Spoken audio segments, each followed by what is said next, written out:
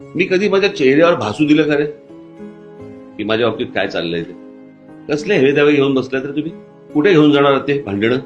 लोकांना अशी भांडणारी कुंथत राहणारी अशी माणसं आवडत नाहीत. त्याच्यामुळे माझ्यावरती अन्याय झालाय ना, हे माझ्याशी कोणी बोलायचं नाही.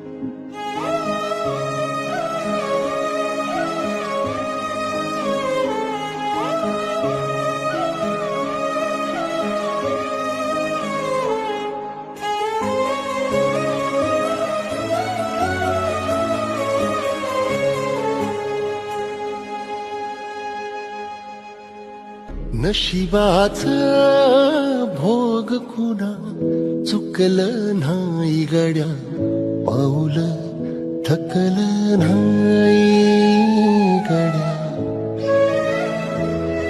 जमलेल्या माझ्या तमाम हिंदू बांधवांनो, भगिनींनो आणि मातांनो,